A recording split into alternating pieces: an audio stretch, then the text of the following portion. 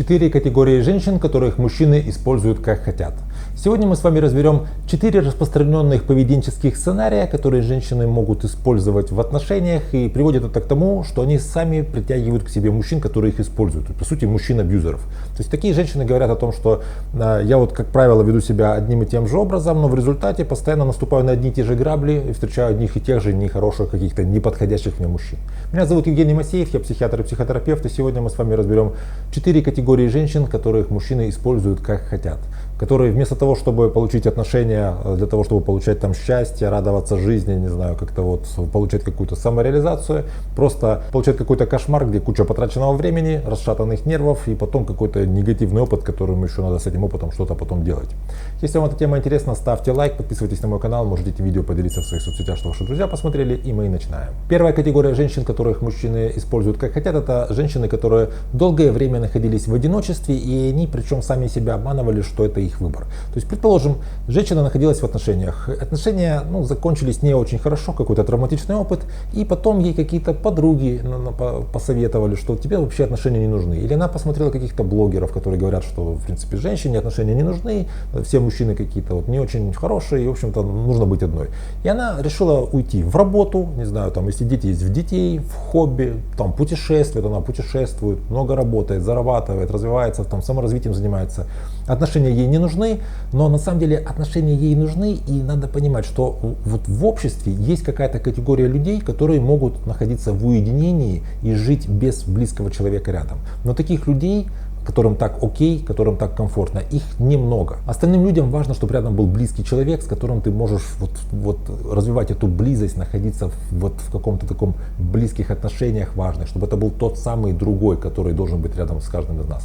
И вот если женщина имеет такую потребность, но она ее длительно вытесняет, как-то замалчивает, пытается как-то не обращать на нее внимания, в какой-то момент происходит срыв.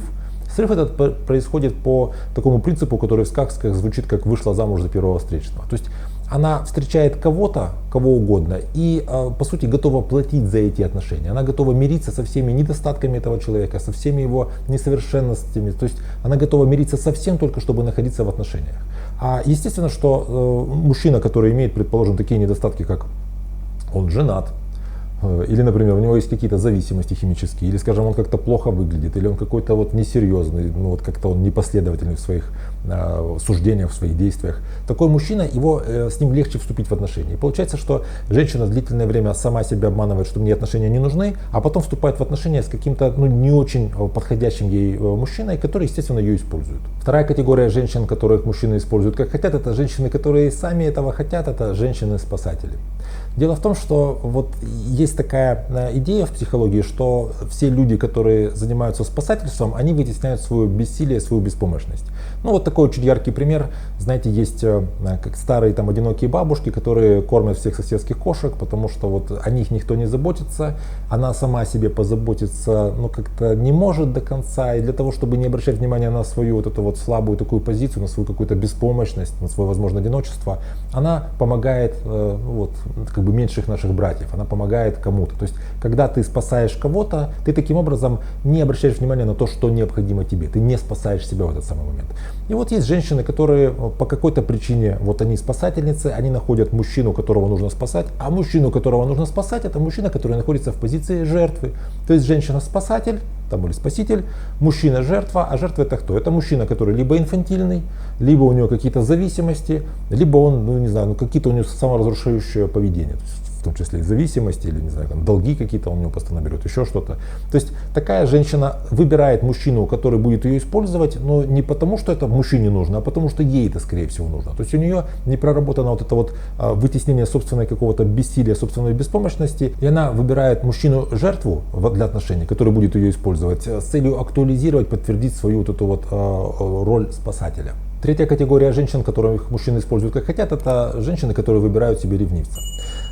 Дело в том, что когда мы любим друг друга, мы посылаем друг другу два вида сигналов. Первый вид сигналов — это прямые, сигналы любви. Когда я говорю тебе, что я тебя люблю, когда я тебе говорю, что ты самая красивая, когда женщина говорит мужчине, что он самый умный, самый сильный, мы какие-то приятные вещи друг другу говорим, таким образом прямо поднимает ценность другого человека, показывая, что другой человек для нас ценен. А вторая группа сигналов — это сигналы, которые, ну, грубо говоря, описывают, что я боюсь тебя потерять. Когда мы говорим другому человеку: будь осторожен, не задерживайся, не заболей, там, выздоравливай. Вот, там, ну, вот, то есть, по сути, когда я говорю тебе, что я переживаю, что ты можешь куда-то деться, заболеть, в том числе умереть, потеряться где-то, я не знаю, там, что тебя уведет какой-то другой человек, то я тоже тебе показываю, что ты для меня ценен, ты для меня важен, я тебя люблю. Так вот, если женщина не умеет понимать, она не чувствует, не слышит сигналы первой группы, то ей остается слышать только сигналы второй группы. То есть, грубо говоря, когда мужчина говорит ей, что я тебя люблю, она ему не верит. Ну, почему-то у нее такой опыт. Или, скажем, мужчина уделяет ей достаточно много времени. Она не чувствует, что это проявление любви. Но этот язык любви ей недоступен. Или мужчина дарит ей какое-то количество подарков большое. А ей в детстве родители дарили подарки. Она считает, что подарки — это как бы какая-то такая обязательная вещь. И это само собой разумеется, ничего здесь такого исключительного нет. И в таком случае получается, что женщине сложно понять, что мужчина ее любит. Она не понимает свою ценность для мужчины, потому что вот все те сигналы, которые мужчина прямые ей подает, она вот их не узнает. А если это мужчина ревнивец, то здесь она понимает, что вот он меня ревнует, значит боится потерять, значит я для него ценная. То есть по сути это такие женщины, которые, если мужчина ей говорит, что я тебя люблю, она ему не верит и как бы ее сердце это не трогает. А если мужчина говорит ей, я тебя убью, если узнаю, что ты мне изменяешь, вот здесь она прям чувствует, да, что я ценная, я значимая, я для него уникальная. И четвертая категория женщин, которых мужчины используют как хотят, это женщины, у которых не развито активное проявление такой контактной агрессии в отношениях, и эти женщины, они используют большое количество пассивной агрессии. Что я имею в виду? Представьте себе такую ситуацию, что мужчина, скажем, часто задерживается и приходит, ну, не тогда, когда он говорит, а позже. Либо он, скажем, вот есть какой-то общий бюджет, он из этого бюджета часто берет деньги на какие-то свои нужды, что идет против договоренности с женщиной. Или, скажем, он часто созванивается, общается со своей какой-то бывшей одноклассницей, с которых у них там, возможно, что-то было, и жене его, там, его женщине это неприятно, вот, но тем не менее он это продолжает делать.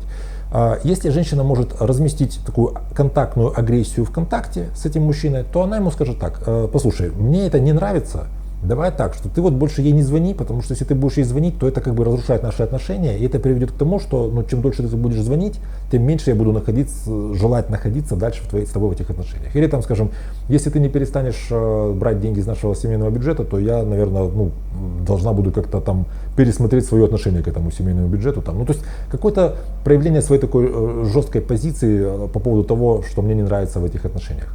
Если же женщина включает пассивную агрессию, то она просто обижается и молчит. Ты опять звонил своей подруге? Да, звонил. Все, значит, понятно. Я обиделась, я 2 дня с тобой не разговариваю. 2 дня с тобой не разговариваю, мужчина спокойно себе в это время звонит этой подруге, занимается там чем хочет, гуляет где-то. То есть, если мужчина вырос в дисфункциональной семье, где его родители наказывали молчанием, то он может на такую пассивную агрессию как бы реагировать, ну, его это будет касаться.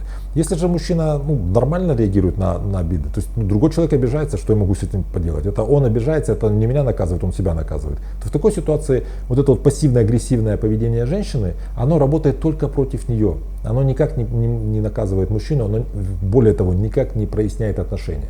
В такой ситуации женщину мужчина постоянно использует, потому что он знает, что в любой непонятной ситуации, когда я делаю что-то, что хочется мне и не понравится ей, максимум, что будет, это она обидится, а пока она обижается, я могу продолжать заниматься тем, чем я хочу заниматься. Как видите, в ситуации, когда мужчина использует женщину, особенно когда женщина постоянно таких мужчин выбирает, здесь очень много чего зависит от поведения женщины, от того, что в ней происходит, то, что в ней не проработано. Поэтому, если вы замечаете, что у вас что-то есть из того, о чем я говорил в этом видео, то попробуйте как-то в психотерапии это проработать, потому что получается, что вы мало того, что постоянно наступаете на одни и те же грабли, так вы и сами их себе, оказывается, подбрасываете. Просто нужно проработать некоторые свои нюансы, которые, по сути, косвенно притягивают таких мужчин в отношения. Напишите, пожалуйста, в комментариях, сталкивались ли вы с теми вещами, о которых я говорю в видео. Мне будет приятно видеть, что вы понимаете, о чем я говорю, и вы иллюстративно, так сказать, дополните мое видео.